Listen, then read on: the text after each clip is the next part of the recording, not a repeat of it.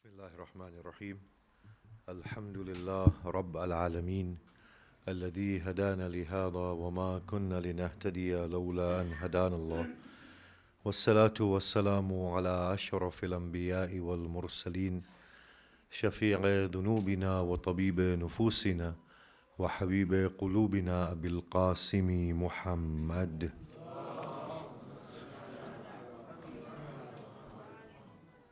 وآله الطيبين الطاهرين المعصومين المظلومين وأصحابه المنتجبين بسم الله الرحمن الرحيم رب اشرح لي صدري ويسر لي أمري واحلل عقدة من لساني يفقه قولي أما بعد السلام عليكم جميعا ورحمة الله وبركاته بسم الله الرحمن الرحيم.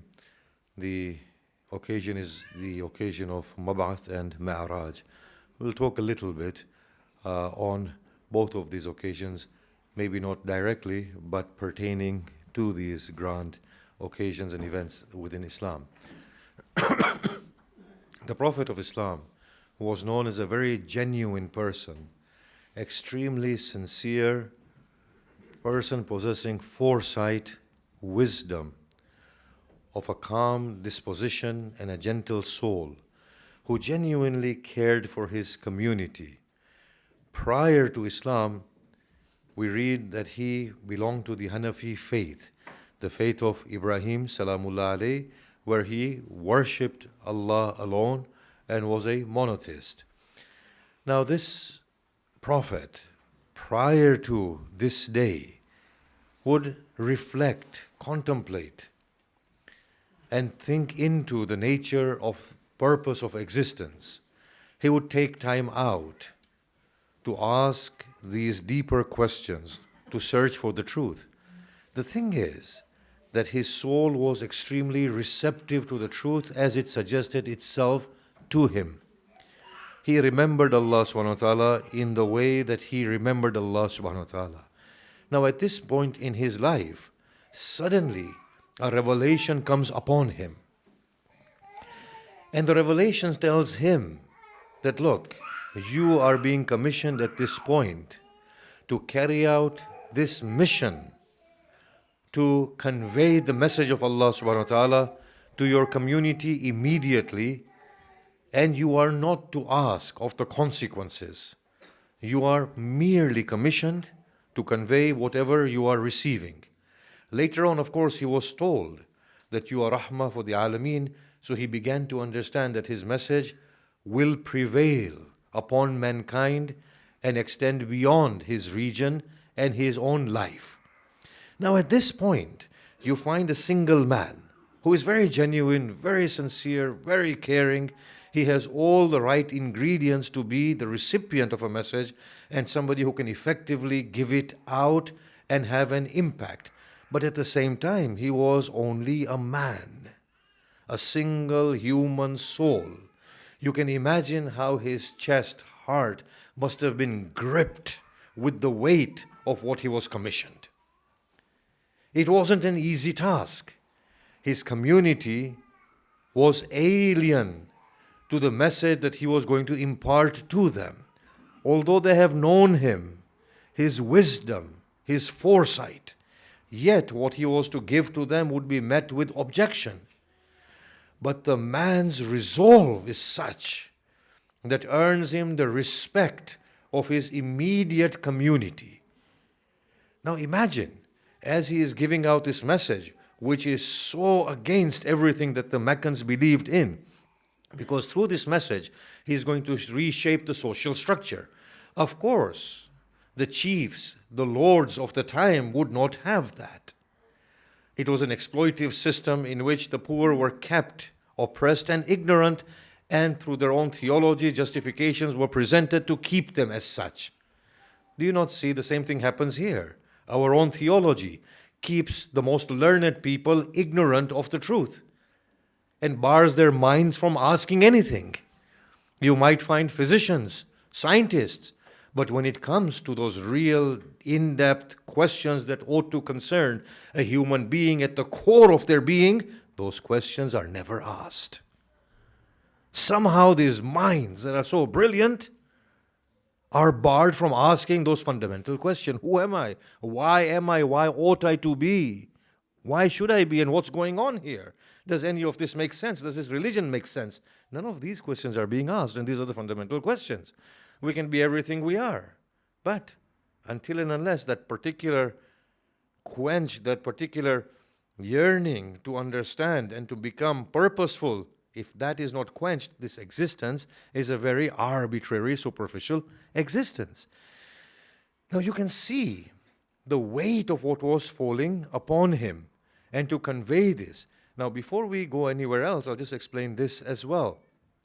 That as the opposition of the Meccans intensified against Muhammad Rasulullah, the amazing thing was the intensity of the revelation in rejecting the values, the structures, the beliefs of the Meccans intensified as well.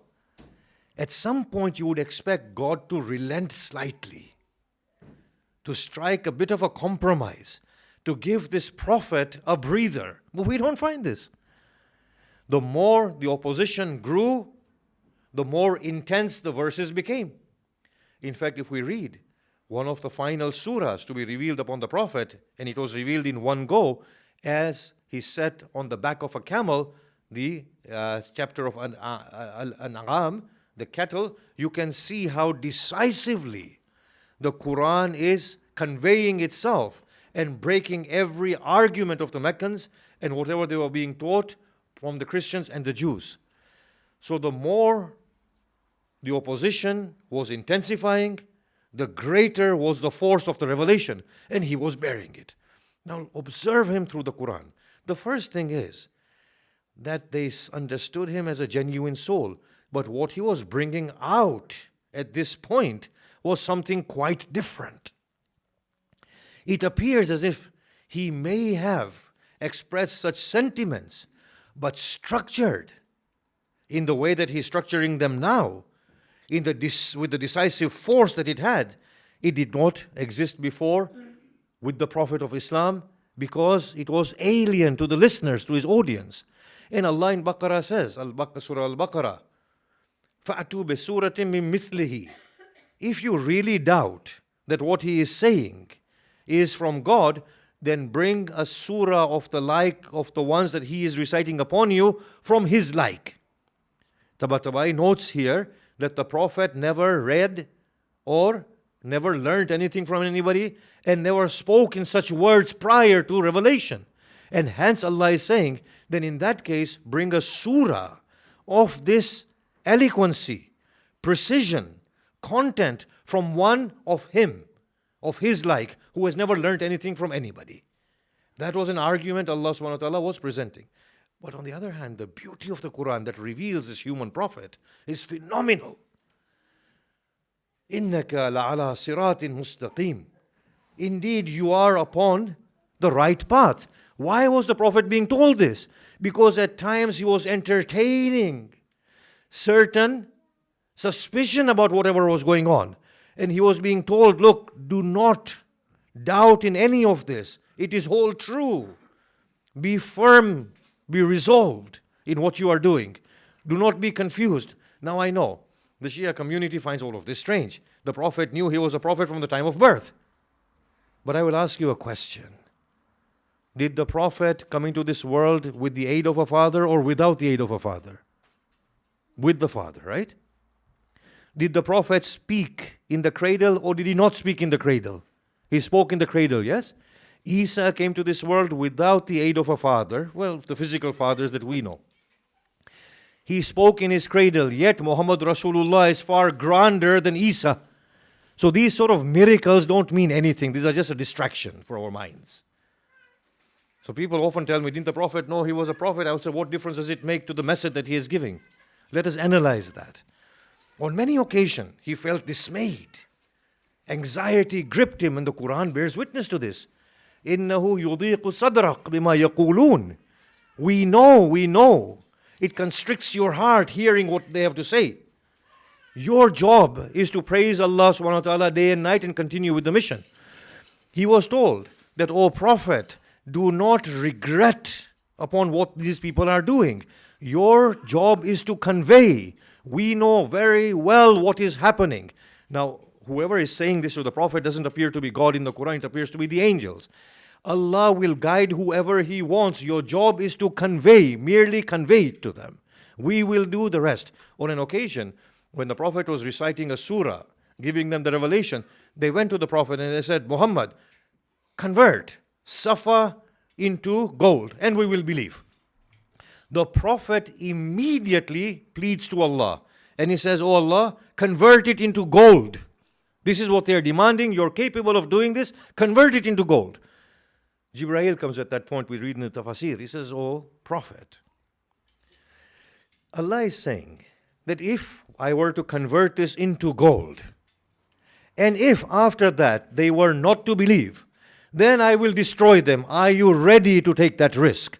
Or should you persevere until you convince them of your message and they become Muslims?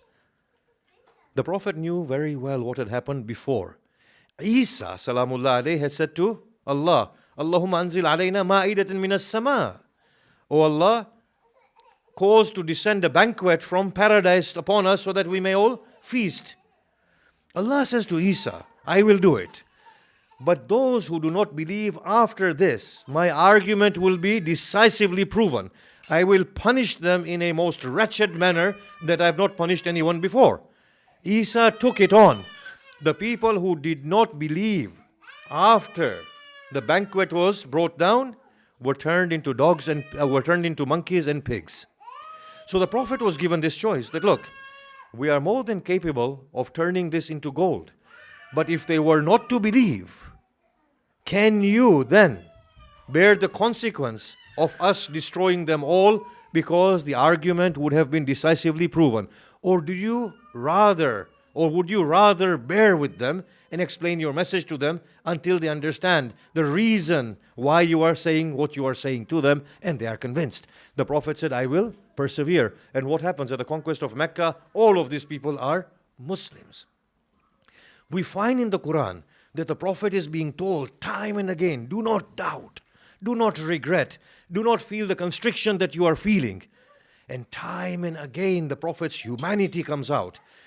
Qul, Muhammad, say to them, La aqulu lakum, inni a'lamul ghayb. I do not tell you, as Nuh had said before him. Same verses are being revealed. Same verses are being repeated. I do not tell you that I know the unseen. I do not tell you that I have the treasures of Allah. I do not tell you that I'm an angel. I'm a mere mortal like you. The whole thing is that what I'm saying to you is something that is making sense. It's rational. It should appeal to you on the basis of its rationality. Ponder over it. Contemplate it. Again, the Quran says, through the Prophet, there was a mob mentality. And this is exactly what we are all suffering from. Mob mentality. The Prophet would speak something and somebody would say, he's a madman. Another one would join in, a third one, a fourth one, a fifth one. And before you know it, they are just chanting slogans, he's a madman, away with him, chased him away. Allah is saying, look, when He says something, stand singularly or in twos or threes and then reflect on what He is saying. He is not a madman. Come out of this mob mentality. Reason with what He is saying. The beauty of what He was doing was that He was very resolved. He had utmost confidence in Allah subhanahu wa ta'ala. Yet at the human level, He suffered as all of us suffer. Now you can imagine a person is being told, convey this message against all odds. You can imagine the substance of that man who actually did that. Not only did it impact his immediate context, it has impacted Islam decisively. Till the 21st century, the Quran is being reflected upon, is being read, his message is being learned. But the thing about this man was, that made him so successful, was not only his resolve that earned him the respect of his immediate contemporaries, even the people who hated him, that respected him, that he is a principled man who believes in what he is saying. Despite being stoned, ostracized, boycotted, character assassination took place, despite all of these things, he stood steadfast. And by the way, if anybody can do that today, they too would earn the respect of the people around them. They would say whether he makes sense or not, he is a man of principle and believes what he says, and he stands his ground. This is the raw ingredient that brings respect. But the thing that decisively impacts the people and brings his message to the hearts and minds of people, transforms them so totally, is something else. There is something else about him. His resolve, his rational arguments in one place. The real thing about this man is that he lived by what he preached, or that he preached only what he lived by. He believed it, and he lived a life which was then reflected in his words. That was the first thing. People actually saw this. Now let's explain this before we go into the decisive ingredient of the Prophet's success. You see, today the Muslims are being told, live by the example of Muhammad Rasulullah. What have Muslims understood by the example of Muhammad Rasulullah? His statement that my ummah will be split into 73 sects and 72 of them will go to hell. That's the only thing the Muslims understand from what the Prophet has said to us. And that hadith in itself doesn't make sense. And even if the Prophet has said it, the language is not being interpreted properly. 72 of them are in hell means they are in error. Otherwise, you will have to go and say Imam Hussein didn't know what he was talking about when he said to Hur, may your mother weep at your grief. And Hur dies a glorious martyr, doesn't he? And Hussein did say that. So when Hussein was saying that, ثَقُلَتْكَ أُمُّكَ, may your mother bear the hardness of your grief at your death, your despicable death. That's what he meant. He was imprecating Hur at that point. What Hussein meant was an ordinary speech that, look, Hur, I am disappointed at you. That's all it means. It doesn't mean that Imam Hussein is condemning this man to hell. Only Allah can do that. We have to reinterpret the words of the Prophet in his own context. Finnar meant in error, nothing else. But that's the only thing the Muslims have taken from the Prophet of Islam. However, if you look at the real thing of the Prophet, it's not the way he walked. It's not the way he spoke. It's not the way he ate. It was his inner self. It was connected with Allah subhanahu wa ta'ala. The real conduct of the Prophet was that when he faced an enemy and he knew that he was on the right course, he merely said, La hawla wa la quwwata illa billah, and that's all that mattered to him. When something dear to him was snatched away from him, he merely said, Inna lillah wa inna ilayhi raji'un. When Ibrahim was taken away from him, he said, indeed the heart is torn into pieces through grief. The eyes flood with tears, but the tongue shall utter not words that are displeasing to my Lord. This was the real conduct of the Prophet. This is what people saw, that he is absolutely God-centered. And what the people saw in him was this immense amount of reliance upon Allah. And look at the way Allah deals with the Prophet, or the angels talk with the Prophet. After the Battle of Uhud, there is a trade fair in Mecca. The Madani's community, the Madanian community is extremely gripped with fear. The Prophet is told, you are commissioned to go there with those who follow you. You have no responsibility for the rest of them. Go forth, O Muhammad. Now, that's not the end of the story. The Prophet is not being given any guarantee. He is left on knife's edge. He is being told, O Muhammad, we might show you what we have promised to them, or we may just take you before that. He's given no guarantees. This is what you're commissioned to do. Do not ask of the consequences. Everything is up in the air. Allah may do whatever He wants. He may not give you success. He may give you success. Your job is to rely on Allah and to do what you're supposed to do. And that is the substance of the man. He did not have this aspiration that this is the command of Allah, will yield these consequences. He is told this is the command of Allah. Beyond that, we don't know what will happen. Even the Quran is saying we don't know what will happen. Look at the verse in which the Quran speaks about Qarun. فَخَسَفْنَا بِهِ وَبِدَالِهِ الْأَرْضِ وَمَا كَانَ لَهُ مِنْ فِئَةٍ يَنْصُرُونَهُ مِنْ دُونِ اللَّهِ. And we caused the earth to engulf him and his house. There was no group that could come to his aid save Allah. Allah is held as the other one by the Quran on so many occasions, that he can do whatever he wants. So the Quran, when it speaks to the Prophet, at times the Quran is speaking as from the perspective of the angels and other agency. They are becoming the mouthpiece through which Allah is talking. And Allah holds himself as the third one, the other one, who can override any one of these things that are happening. If Allah wants, He can save Qarun. Otherwise, our task is to, at this point, cause the earth to engulf him. So the Prophet is being told, look, this is what you're supposed to do. After that, this might happen or that might happen. Now, under those circumstances, the only thing he showed was his resolve and his reliance upon Allah subhanahu wa ta'ala. And that is what began to win him the hearts and minds of people. On the one hand, he is making sense. On the other hand, he is totally resigned, relying in Allah subhanahu wa ta'ala to the extent that the opposition of the whole world in battlefield, the number of people in Badr, do not perturb him at all. This is what begins to win him respect. Now, beyond that, look at his beautiful conduct. How he reforms the people. Before we go on to the next part, and we do have a few minutes. In Badr, when the Meccans fled and ran away, they left their dead behind. The Prophet said, bury them. They said, Ya Rasulullah, these are the enemies of Islam, of Muhammad Rasulullah and of Allah. The Prophet said, they deserve a dignified human burial. Tell me, this is what the Prophet taught them of human values and morality. Where does all this decapitation and chopping heads come from? Where is it coming from?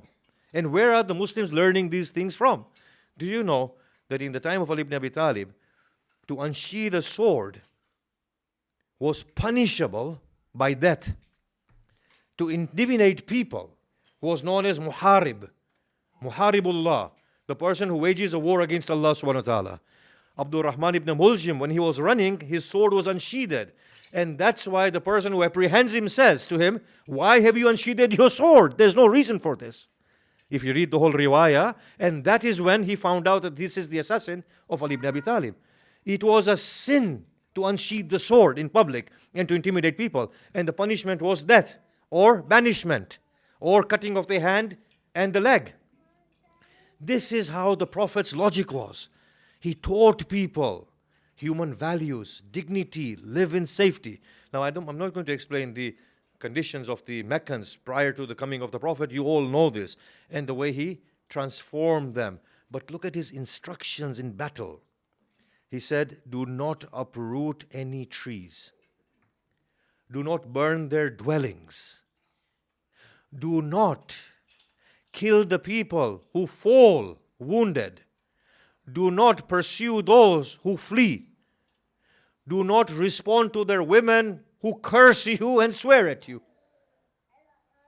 Look at this ethics and dignity. In fact, the Orientalists are saying that for those of you who claim that Muhammad spread his religion through the sword, they should think again. He is a man who brought discipline to undisciplined people even on the battlefield when the prayer was sounded. This is how he was.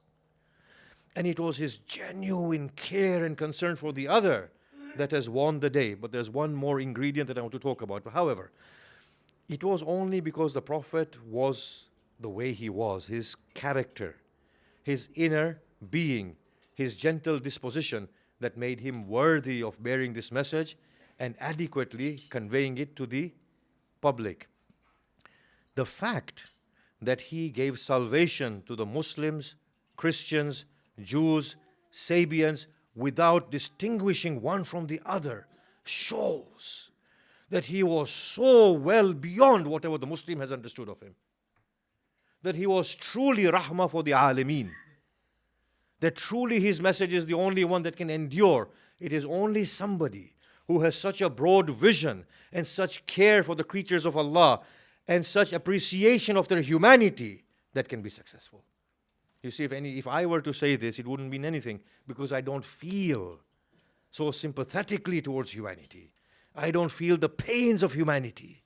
Can you imagine a person? Somebody had brandished or stamped their livestock on the nose. The Prophet said, the person who has done this will be raised in hell. You cannot cause such pain to an animal, such concern amidst people who found no sin in burying their daughters. The transformation, however, that he brought about was something that he showed through his own being. What he taught the people was that economic redistribution of wealth, restructuring the society, handing political power on to others, these are arbitrary and secondary to an essential facet that needs to change. He understood this very well. He said all of these things are accidental. The real change is when the person changes internally. That is substantial change. And once that changes, everything else changes with it. So what he did was, he brought them to a level where God acquired centrality in their beings. God became the central component within them, to the extent that everything else did not matter. And the beautiful way in which the Quran conveys this, تِلْكَ الْأَيَّامُ نُدَاوِلُهَا بَيْنَ النَّاسِ. Those days we will cause them to turn amongst people. To the people of Uhud he says this, that you have lost, you gained, and you were the victors. In Badr, today you have lost. We will keep on changing these things. Your task is to grow through all of this, to find Allah subhanahu wa ta'ala, find perspective, find grounding and grow through it. Today you're wealthy, tomorrow you will be poor. Today you have your family, tomorrow you will be lonely. Today you're in health, tomorrow you will be sick. None of these states will endure. None of them are meant to endure. In fact, the picture that the Quran paints is a phenomenal one, that all of this is actually destined. And at the end, don't ask questions about predestination, yes? I'll just ask you to listen to 10 of the lectures that I've given somewhere else. But go to the central theme. These are all fluctuations that will happen. Your task is a singular task of becoming something. If you are grounded with Allah, what difference does it make even if the Qiyamah befalls you? And if you are not with Allah, what difference does it make even if you have a stable economy? You are not growing within yourself. And this is what he taught, that a person whose 2 days are the same is a person who is cheated. A person whose today is worse than yesterday is a person who is cursed. How wonderfully he taught this. It was only by giving centrality to God within each human individual did he bring about such a phenomenal transformation. When he went to Medina, they did mu'akhat. Mu'akhat, and I've discussed this in my recent paper of adoption, 2 strangers were made into full brothers through a pact, in a way that they inherited each other. But the people of Medina's minds were so prepared that when the Meccans went and they did mu'akhat, they immediately gave half of their property to their arbitrary brother. And they inherited each other. Imagine, from people who are totally hell-bent upon the acquisition of this world, to people who are giving it all away through that centrality of God, that if Allah wants, He can take it from you at the desired time in whichever way He wants to. You rather give it away in the name of God instead. From people who are bloodthirsty killers to people who gave their lives in order to secure the lives of others. This transformation came with that vital ingredient of God's centrality that He lived by and He taught to them. Now in the 10 minutes that we have left, the other occasion is Mi'raj. Now we hear that the Prophet went and he saw everything and then he came back to us. Now, I know nowadays we have a tendency to downplay all of these riwayat, but we shouldn't. Within the Sufi scheme, as you have heard, the 4th journey is only for the prophets who see the realities and then they convey them. Now the Prophet, to come back and to tell us about the sort of punishments that were taking place and the rewards that are prepared, it was for us to begin to understand the urgency of awakening in this life of ours. That this life is a great opportunity and it's being chipped away at. Think about this carefully. Maybe you've heard this hadith. I've maybe repeated it. The sixth Imam Salamullah alayhi states that on the day of Qiyamah, the greatest tribulation, trauma, pain, chastisement to befall the son of Adam will not be the great cosmic collapse, will not be the accountability, will not be that the people will tear away at each other's fleshes. The greatest tribulation, trauma, and chastisement will be the realization of a lost opportunity. That people will suddenly awaken and they will say, we have lost the opportunity. That was fashioning our destiny. As a result, they will cry from broken hearts. Their tears will not cease. And when their tears dry up, they will cry tears of blood in its place. That traumatic place will know no end. But then the mercy of God will prevail as He will usher them on to the next rank of accounting. That will be the greatest punishment upon the son of Adam, the realization of the loss of opportunity. What the Prophet was telling us was that this place is a place of opportunity. Let me just clarify this. Allah has not made this earth and sent us here. We demanded of God to be here.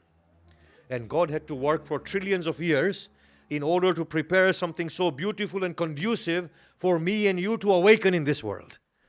And that is why He expects us to thank Him. If that wasn't the case, why should we thank Allah for bringing us into this hellhole anyway? Is this a good place to be in? We are told to thank our mother and father, right? For the sacrifices they have given. If I had not chosen my mother and father, I would be cursing them for bringing me here in this world. I would say to my mother and father, thank me for not executing you for bringing me into this world. Why should I thank you? If you have fed me, you brought me into this world. By priority, it is your duty bound to feed me. In fact, I should not work for the rest of my life because it was your blunder and callous decision that brought me here. The only reason why I should thank them is because I wanted to be here and they accepted my invitation and ruined their lives to bring me here so that I can avail myself of this opportunity. It's the other way around. By the way, I've discussed them in the Australian Pakistan lecture, so you can catch them up. Salawat. Look, I don't have a machinery to propagate what I'm saying, yes? So I have to say it myself that I've said this somewhere else. I don't have a Facebook page that says he's lectured this here and there. A lot of you are not clocking onto my comments. Just recite another salawat and I'll continue. Salawat. You see, the punishments described in the Quran can never be the real thing. If I am encountering an emotional state right now, I articulate it. You will only hear words, and you will only be able to appreciate what I am saying if you can draw onto your own experiences through my words. You have your own points of references. My words will cause you to search into your own reference bank and draw from those experiences. But even then, whatever you will feel will be very faint because your experiences are in the past. They have merely concepts now. They are not fresh. Whereas whatever I am feeling now is what I'm feeling. How can Qais make me understand the pain of losing Layla? I've never lost a Layla. That's not a joke. Yeah. In fact, losing a Layla might be pleasurable instead of painful anyway. How can I ever understand this? Whatever God describes in the Quran of the punishment is nothing compared to the real thing that is there. Yes? The thing is, the Quran teaches us that we are the agents of our own damnation and we create our own punishment, yes? But it is something that cannot be described. And the lofty pleasures that exist.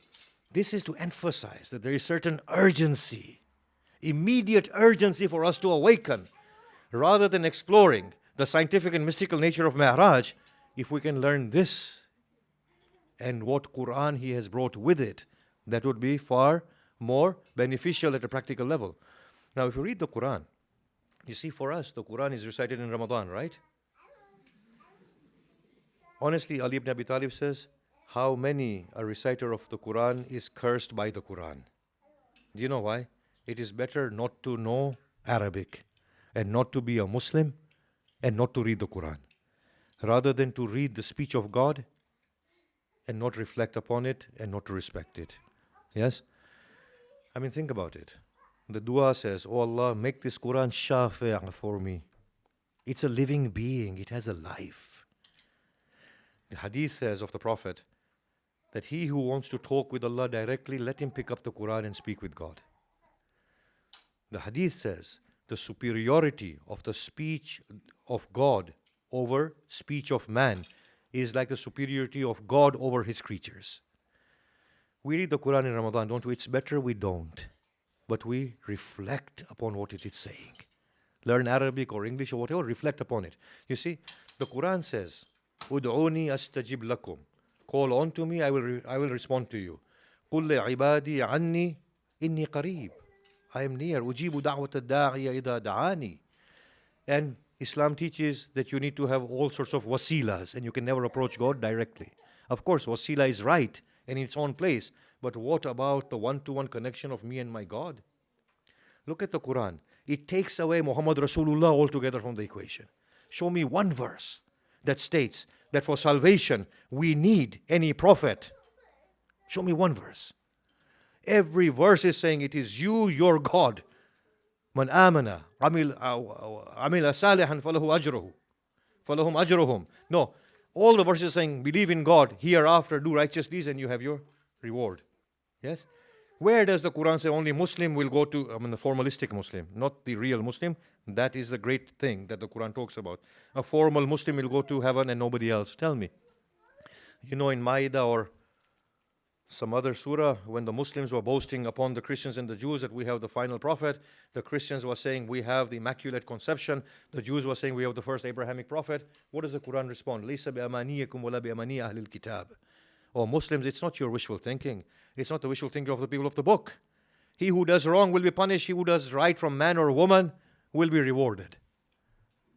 He removes distinctions. Tell me how Quran empowers us. The Quran says you and your Lord, it's your personal relationship. It's the only worthy relationship. Look at what the Quran says. You know, if I go into my grave, there is no Muhammad Rasulullah, there is no Quran, there is no Ali ibn Abi Talib until they are here inside me. This lip service prophet and Ali and Quran doesn't mean anything. Until and unless they add to my being substantively, they don't mean anything. They're just words. Look at the way Quran empowers and liberates. God is colorless. God's speech is to encourage us to become colorless. God is religionless. His speech empowers us to become religionless. The Islam that Allah talks about in the Quran, the Islam of Ibrahim, Musa, Isa, Dawood, Yaqub, this is the colorless, religionless Islam, not the formalistic Islam. The Quran says on the day of Qiyamah, I shall chastise you for following him and her without evidence, and I will tell you, did I not give you reason to think with? Islam says Allah will never accept anything from you until you follow him or her opinion, his or her opinion. Quran liberates. It made monsters like ISIS into human beings. May Allah curse ISIS. May Allah wipe the earth clean off them. But Rasulullah in his Quran converted these monsters into humans. Imagine what book we have in front of us. It teases the mind. It incites curiosity. It talks about the cosmos. It talks about whatever it talks about. It stops us in our tracks. It revises our understanding.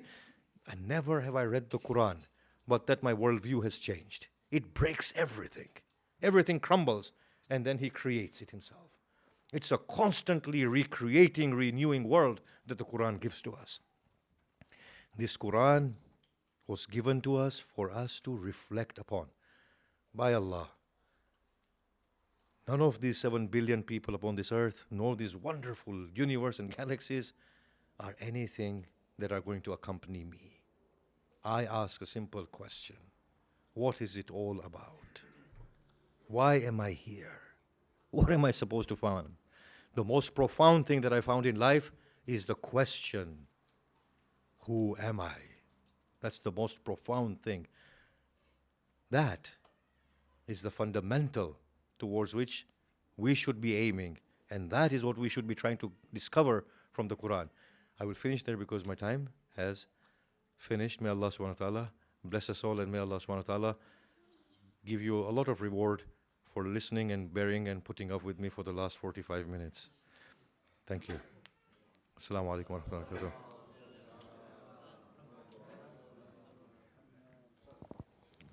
Thank you, Sheikh, very much. It's 2 minutes to namaz time, so if somebody wants to ask a very quick question, from the men's side, maybe? Yes, of course.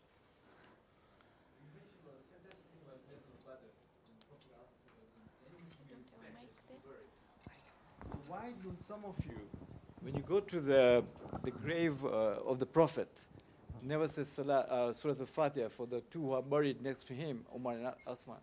Why not? You are We are supposed to respect every dead person, you are irrespective of gender. I mean, But when you say you, do you mean me? no. I don't mean you.